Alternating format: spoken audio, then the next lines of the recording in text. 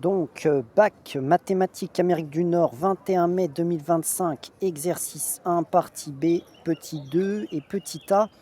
Donc, on a une variable xn aléatoire qui est égale au nombre de connexions instables lors d'une constitution d'un échantillon de n qui appartient à n étoiles, c'est-à-dire un entier positif et pas égal à 0 de connexions. C'est-à-dire qu'on prend un échantillon de n connexions et on sait que, donc je rappelle qu'on est dans une entreprise où les personnes se connectent à des serveurs et la connexion peut être soit stable, soit instable. Et on nous dit que lorsque l'on choisit une connexion, la probabilité qu'elle soit instable, c'est petit p qui est égal à 0,145. Donc on a toutes ces informations qui nous sont données. Et je rappelle que donc on avait vu dans la question précédente que x suivait une loi binomiale d'un certain paramètre n et d'un autre paramètre p, et le paramètre p dans cette question-là est toujours le même paramètre qui est égal à p égale 0,145.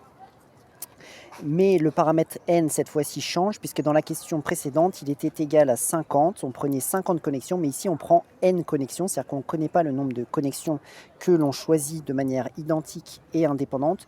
Mais ce qu'il faut rappeler pour répondre à cette question, c'est que de dire que xn vérifie toujours une loi binomiale de paramètres n et de paramètres p.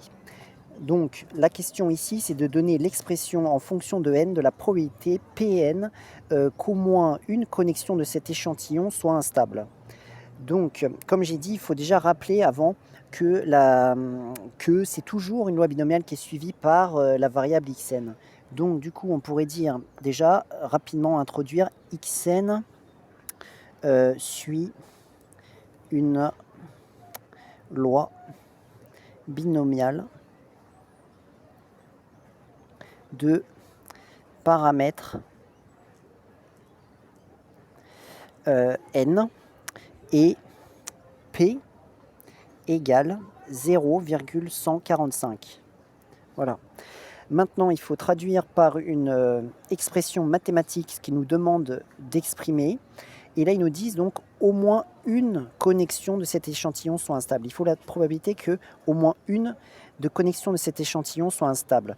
Donc xn, ça donne le nombre de connexions qui va être instable. Donc si on dit que au moins une doit être instable, donc on va donc déterminer la probabilité P de grand xn qui donne le nombre de connexions instables, mais il faut que ce soit supérieur ou égal à 1, puisqu'il faut que ce soit au moins égal à une connexion instable. Il faut que xn, faut déterminer la probabilité qu'on ait au moins une connexion instable, donc c'est-à-dire qu'il faut que le nombre de connexions instables soit supérieur ou égal à 1, donc on calcule la probabilité que le nombre de connexions instables soit supérieur ou égal à 1. Et donc ça, c'est égal au ce qu'ils appellent petit pn dans la question. Donc, si on raisonne, ça, ce sera égal, d'après l'expression de loi binomiale, à P de xn égale 1, plus P de xn égale 2, plus P de xn égale 3, plus P de xn égale 4, etc., jusqu'à P de xn égale n. On ne va pas exprimer ça de cette manière. Hein. Si on veut, ça pourrait être égal à P de xn égale 0, plus P de xn égale 1, plus P de xn égale 2, plus 3 petits points, plus P de xn égale n. Le problème, c'est qu'on ne connaît même pas n, mais si on voulait faire comme ça, il faudrait calculer chacun des termes de cette addition qui est exprimée avec la formule de la loi binomiale. Il n'est pas question de faire ça. Alors là, je viens de me rendre compte, je me suis trompé. Non, il n'y a pas de xn égale 0 ici. C'est juste P de xn égale 1 plus P de xn égale 2 parce qu'on est supérieur ou égal à 1. Bon, une autre technique de faire ça, bien sûr, on ne va pas faire cette technique parce que ce serait trop difficile, trop long et même quasiment impossible, c'est d'utiliser l'événement contraire. Parce qu'on sait que la probabilité d'un événement, c'est égal à 1 moins la probabilité d'événement contraire. Donc du coup, on va dire que c'est égal à 1 moins la probabilité de l'événement contraire de xn supérieur ou égal à 1, c'est xn inférieur strictement à 1. Voilà.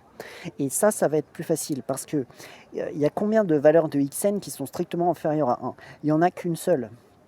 C'est la probabilité que xn est égal à 0, puisque les valeurs que peut prendre xn, c'est à partir de 0 jusqu'à n. Donc inférieur à 1, il n'y en a qu'une, c'est xn égale 0. Donc du coup, on peut remplacer ça par 1 moins p de xn égale 0. Voilà. Et ça, on va utiliser la formule, il n'y a qu'une probabilité à calculer, on va utiliser la formule de la loi binomiale pour le calculer. Ça va nous donner 1 moins, donc on rappelle la formule de la loi binomiale, donc ici